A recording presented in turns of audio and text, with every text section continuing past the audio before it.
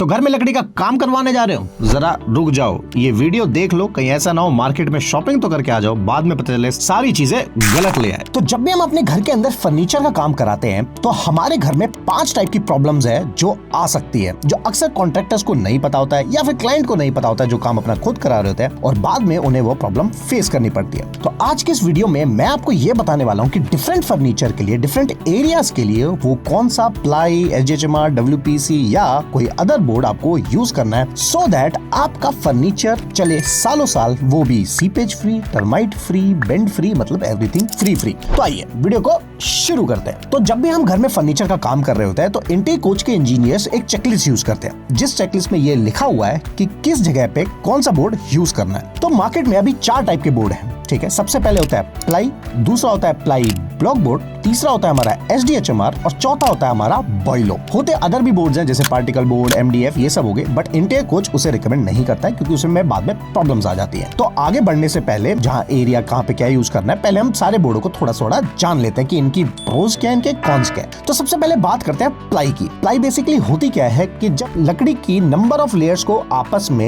एक special type के chemical से ज्वाइन किया जाता है, उसे हम बोलते हैं प्लाई। अब प्लाई का सबसे अच्छा फीचर क्या होता है कि ये सबसे ज्यादा टफ होता है, मतलब कि मजबूत होता है सारे बोर्ड में कंपैरेटिवली। सेकंड, सीपेज को लेके ये ओके, मतलब कि प्लाई में जो सीपेज ना है उसके पीछे रीजन क्या होता है, जब नंबर ऑफ लेयर्स को जिस केमिकल से चिपकाया जाता है उससे टर्माइट और सीपेज नहीं आता है, बट लकड़ी है तो सीपेज आने के चांसेस हमेशा रहेंगे ही रहेंगे। तो इसका मतलब सीपेज को लेके प्लाई ओके। वहीं टर्माइट की बात करूं, अगेन ओके। तीसरा, फिनिश को लेकर अगर बात करूं, फिनिश का मतलब कि अगर इसके ऊपर हम एक्रिलिक लगा रहे हैं, PU कर रहे हैं, तो कौन सी चीज बेस्ट फिनिश देगा, तो प्लाई उस केस में ओके, मतलब कि वो ज्यादा अच्छी फिनिश नहीं दे पाएगी। वहीं अगर मैं बेंड की बात करूं तो प्लाई में बेंड आ सकते हैं, रीजन बीइंग क्योंकि प्लाई एक नंबर ऑफ शीट्स की तरह जो इजीली आराम से कहीं भी मुड़ सकती है, मतलब ये फ्लेक्सिबल होती है, इसका मतलब इसमें बेंड आ सकते हैं। इसलिए अक्सर आपने देखा होगा जो कर्व फर्नीचर बनता है वो प्लाई से बनता है, या तो इसी प्लाई में कट लगाए जाते हैं या फ्लेक्सिबल प्लाई ली जाती है। लास्ट जो होता है वो होता है इसकी स्क्रू होल्डिंग कैपेसिटी, मतलब कि अगर इस बोर्ड को हमने कहीं भी स्क्रू करके टंगा दिया तो सबसे ज्यादा स्ट्रेंथ इसी के अंदर आती है as comparative to any board. तो ये तो हम समझे प्लाई बोर्ड के बारे में।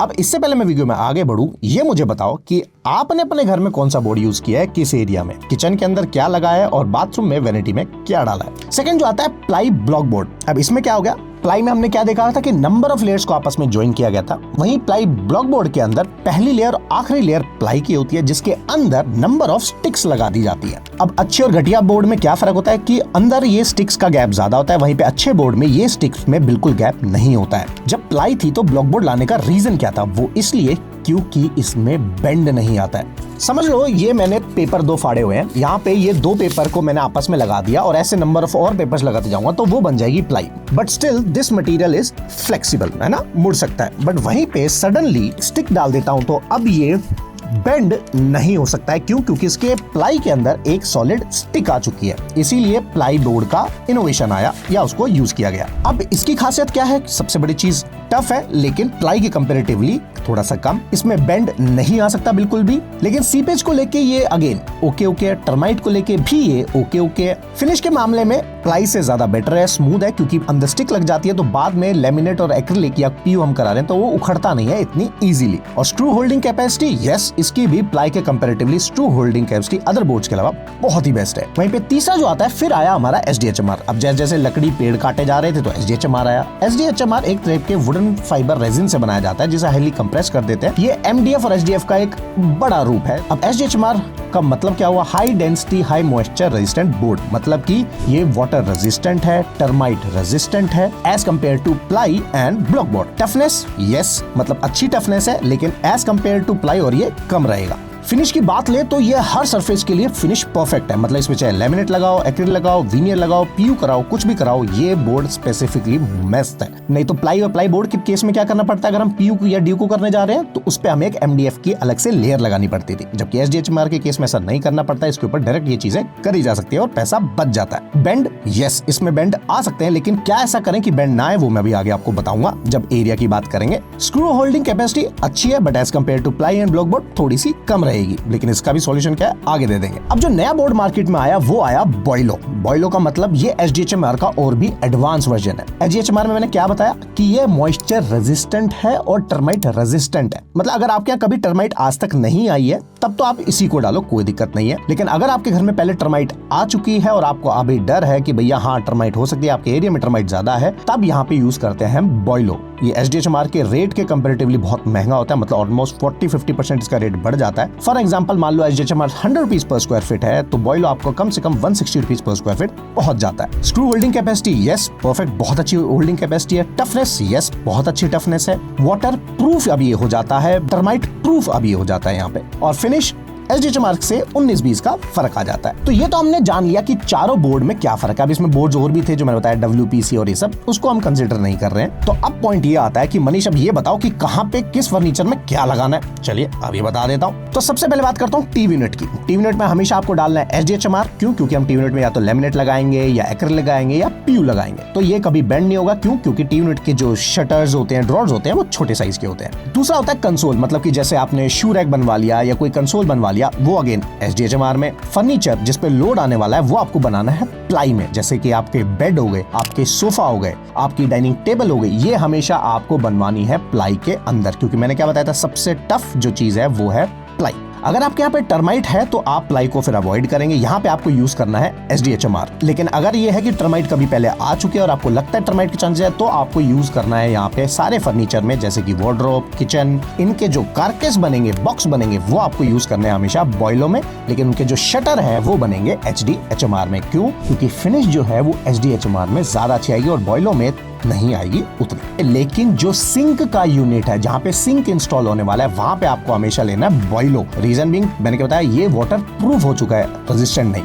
ठीक है। और वहीं पे अगर वेट एरिया जैसे कि आपका यूटिलिटी एरिया हो गया या फिर आप वॉशिंग मशीन एरिया हो गया या बालकनी में कोई आउटडोर में आप फर्नीचर मंगा रहे हो, ये हमेशा आपको बनाना है बॉयलो के अंदर। नेक्स्ट जो होता है वॉल पैनलिंग की, दीवारों पे जब हम वॉल पैनलिंग करते हैं तो वहां पे आपको हमेशा यूज करनी है HDHMR। तो ऑल ओवर जो हमने देखा पूरे घर में फर्नीचर में 2 ही बोर्ड जीते, एक HDHMR एक बॉयलो। अगर मैं आपको रिकमेंड करूं तो पूरे घर में चाहे टीवी यूनिट बनाओ, कंसोल बनाओ, कुछ भी बनाओ, हमेशा यूज करो HDHMR में। और वेट एरियाज में हमेशा आपको यूज करना है बॉयलो और आउटडोर फर्नीचर में भी यूज करना है बॉयलो। तो ये तो पता लग गया कि पूरे घर में 2 चीजें किसमें है। लेकिन यहाँ पे आती है अब 2 प्रो टिप, जिसमें होता है इफ कंडीशंस। हमेशा ध्यान रखो HDHMR, मैंने क्या बताया, ब्लॉक बोर्ड कभी बेंड नहीं होते, राइट। लेकिन HDHMR के अगर शटर आपके 7 फुट से ज्यादा है तब आपको यूज करना है ब्लॉक बोर्ड, दैट्स राइट। मतलब कारकेस जो बक्सा बनेगा, बॉक्स बनेगा, वो आपको यूज करना है HDHMR में। लेकिन उसके शटर जो है वो आपको यूज करने हैं हमेशा ब्लॉक बोर्ड के अंदर, जिससे कि कभी भी बेंड नहीं आएगा। दूसरी जो इफ एंड बट कंडीशन है, आपको क्या ध्यान रखना है, वो ये कि जब हम किसी भी बोर्ड पे लेमिनेट, एक्रिलिक या कुछ भी कराते हैं, उसमें हमारे बेंड जब हो जाती है कोई चीज, उसके पीछे रीजन क्या होता है, लेमिनेट का डिफरेंस, थिकनेस का डिफरेंस। मान लिया हमारा बोर्ड है, इस बोर्ड पे मान लो एक लेमिनेट की शीट मैंने लगा दी यहाँ पे, जिसकी इस लेमिनेट की थिकनेस मैंने रखी 1.2 mm, और दूसरी जो अंदर की तरफ जो इंटरनल लेमिनेट है वो मैंने लगा दी मान लो 0.6 mm की। तो कितना फर्क आ गया, 1.2 mm माइनस 0.6, तो बचा 0.6 mm। मतलब कि अब आपके पल्ले में बाहर की तरफ से 1.2 mm लेमिनेट बोर्ड को अपनी तरफ खींचेगी और वो जो अंदर लेमिनेट है वो उसको रेजिस्ट नहीं कर पाएगी। तो मतलब होगा क्या, बोर्ड धीरे धीरे बेंड होना शुरू हो जाएगा। और आप ये सोचते रह जाओगे यार मटेरियल भी अच्छा डाला या HDHMR डाला या ब्लॉक बोर्ड डाला, लेकिन फिर भी बेंड क्यों हो रहा है, उसका रीजन होता है ये। तो हमेशा ध्यान रखो 0.3 mm से ज्यादा डिफरेंस आपको नहीं रखना है। फॉर एग्जांपल अगेन मैंने यहाँ पे डाला 1.2 mm का लेमिनेट, तो यहाँ मुझे डालना है 0.8 या 1 mm का लेमिनेट, इससे नीचे नहीं जाना है, राइट। तो आप अगर मॉड्यूलर किचन बना रहे हो, अपने कारपेंटर से काम करा रहे हो, विद मटेरियल दिया हुआ, तो उनको ये बोल देना बॉस अंदर और बाहर 0.3 mm से ज्यादा का डिफरेंस मत रखना। लेकिन अब आप पूछ रहे हैं मनीष आप ही बता दो बेस्ट साइज क्या रहेगा, तो बेस्ट हमेशा रहता है 1 mm की शीट बाहर और 0.8 mm की अंदर। इसमें आपके शटर कभी बेंड नहीं होंगे।